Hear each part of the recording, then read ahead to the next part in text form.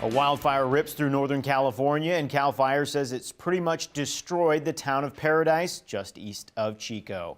Good evening, and thank you for choosing NBC5 News at 11. I'm Joe Camerlingi in for Christina Zagami. That wildfire is tonight's top story at 11. It's being called the Camp Fire, and it broke out around 6:30 this morning in Butte County, about 90 miles north of Sacramento. It quickly spread to 20,000 acres, and fierce winds sent it out of control through the region. A CAL FIRE captain told reporters, quote, "Pretty much the community of Paradise is destroyed. It's that kind of devastation." He went on to say the wind that was predicted came and just wiped it out. Paradise is 15 miles east of Chico and is home to a little more than 26,000 people. The Sacramento Bee is reporting that at least 2 firefighters and several residents were injured in the blaze, including an elderly woman with severe burns. There are lots of road closures in that area and around Chico, so if you're heading down that way, that's of note. By the way, stay tuned to NBC5 News as we continue to get details on this devastating wildfire. Despite freezing temperatures, a wildfire near I-5 just north of California-Oregon border continues to burn. Oregon Department of Forestry says the water supply hoses froze overnight, but fire lines held up and the fire saw no new growth. It's about 65% contained at 13 acres. A man is dead after an explosion in Grants Pass. Officers with the Department of Public Safety were inside the Parkway Public Safety Station Wednesday night when they heard and felt an explosion nearby. They discovered a fire burning near the river and found a man who suffered extensive burns. Officers were able to put out the flames on the man by using a sleeping bag. He was later identified as 65-year-old Kurt Morrill. He was rushed to Three Rivers Medical Center but did not survive. The cause of the fire is under investigation, but investigators say small propane tanks may be the source of the explosions. Police are now looking for this woman, 54-year-old Kelly Parker, to make sure she's okay. Parker is known to associate with Morrill, but was not seen at the time of the explosion. If you have any information on her whereabouts, you're asked to call the Grants Pass Department of Public Safety. Normally, we get a nice slow introduction to fall, but this morning, cold weather hit southern Oregon like a cold slap to the face, and we are still a long way off from winter. For people without roof over their heads, the cold can be deadly, and the shelters are already filling up. The Women and Children's Shelter for the Gospel Rescue Mission in Grants Pass is already at full capacity.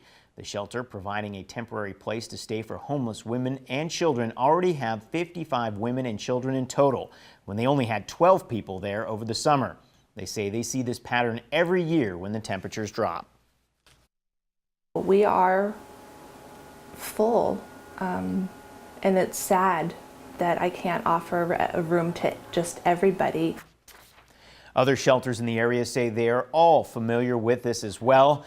The Kelly Warming Shelter in Medford is opening a month earlier this year on December 1st after reaching full capacity last year. While the Gospel Mission in Medford has room for now, they say they can't predict how long that will last.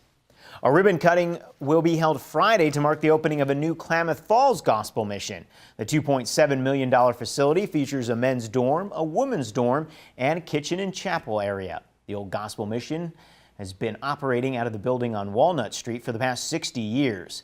The ribbon cutting will take place Friday afternoon at 2, and an open house will follow from 4 to 6.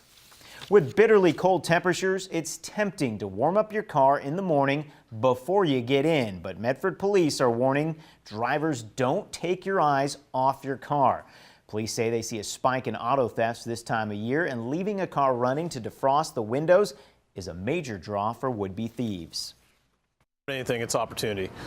People are out and about on foot and they see the opportunity. They got a car there warming up and it's unlocked and running, and so they take advantage of that. Medford police say if your vehicle is stolen, get a hold of them as soon as possible. Having your license plate memorized can also help them locate your car.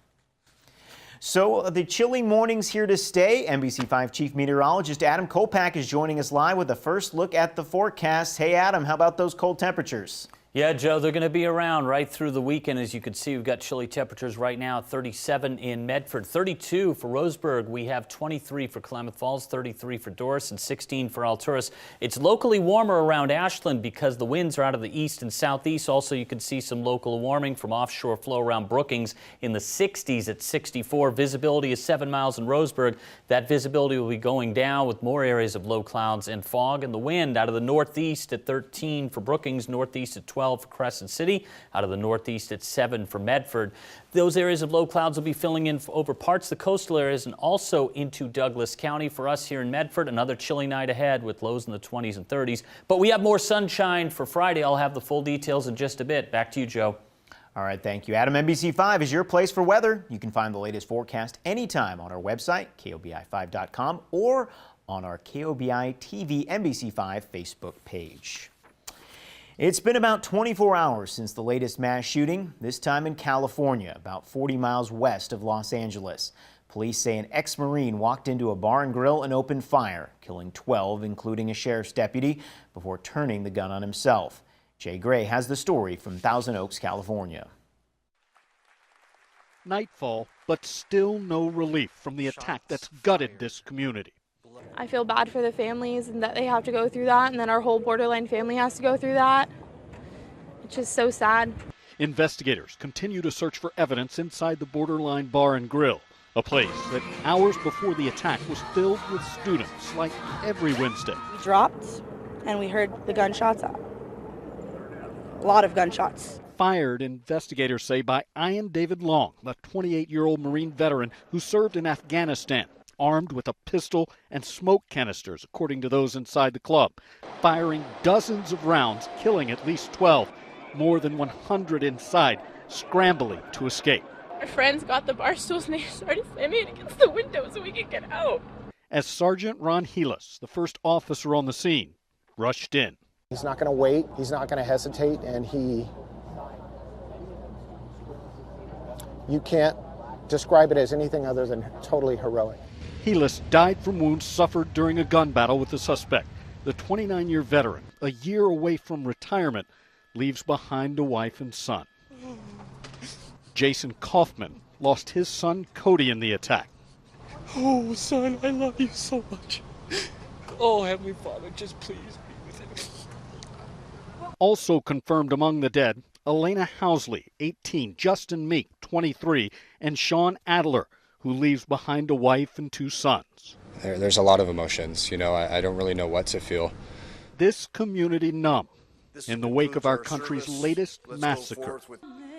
Jay Gray, NBC News, Thousand Oaks, California. This is the 312th day of 2018. There have been 307 mass shootings with 4 or more shot. 328 people have been killed in those attacks. A Klamath Falls man was jailed this morning on Measure 11 assault charges. Police say Joseph Cherrier stabbed a man once in the shoulder and once in the forearm. He's also accused of threatening a woman with a knife used in the stabbing. The incident happened just before 5 this morning on Orendale Road at Highway 66. The victim was treated at Sky Lakes and later released. Josephine County CASA is getting a $100,000 grant from the county.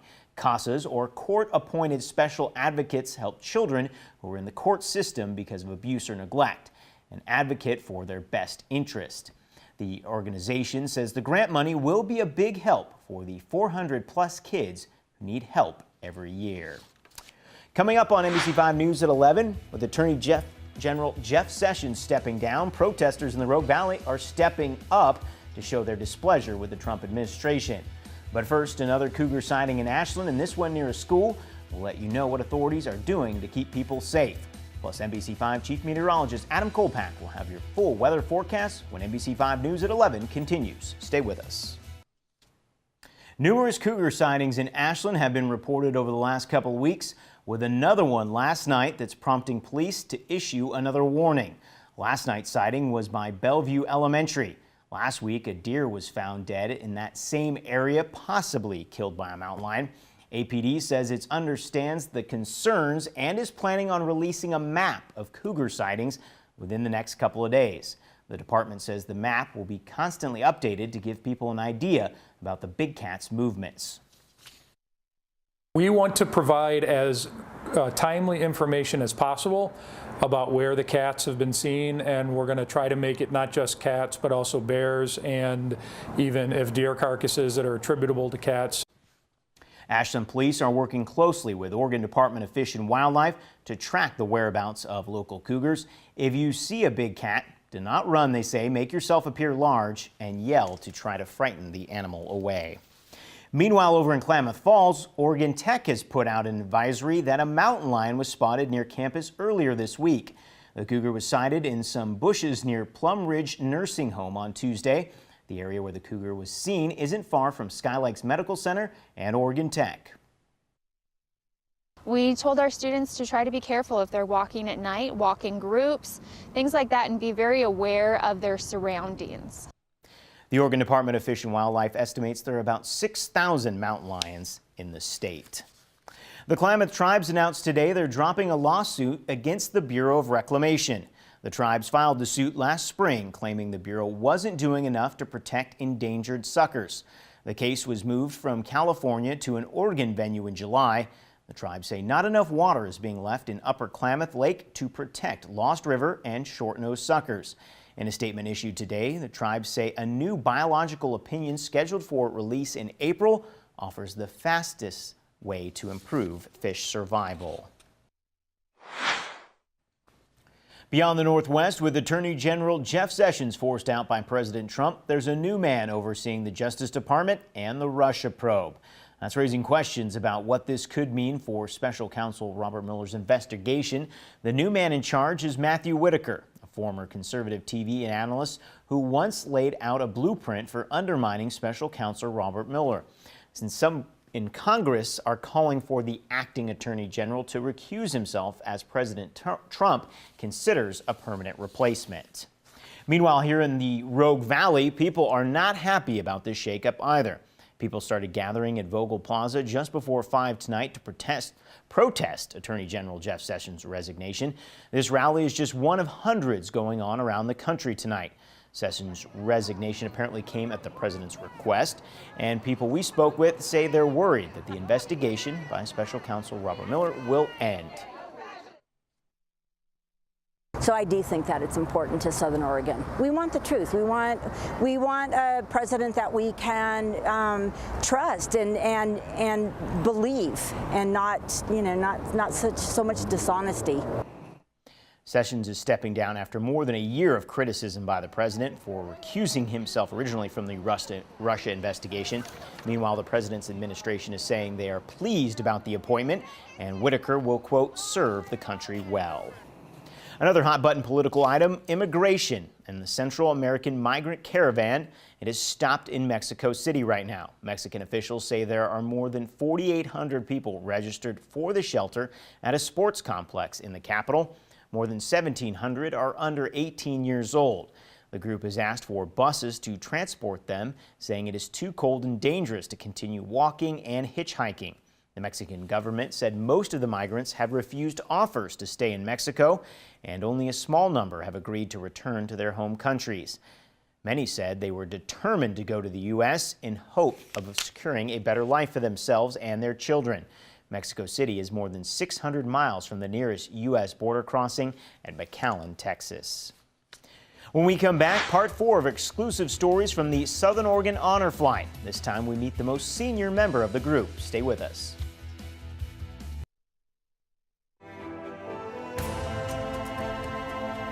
We're continuing our exclusive coverage of the recent Southern Oregon Honor Flight. 25 veterans from all over the region went to Washington, D.C. to visit their war memorials, and all week long we've been taking you along for the trip. Last night we introduced you to Geraldine Ruth Parks, the only female veteran on the trip. Tonight we're introducing you to the most mature veteran who turned 100 just a few weeks before they left.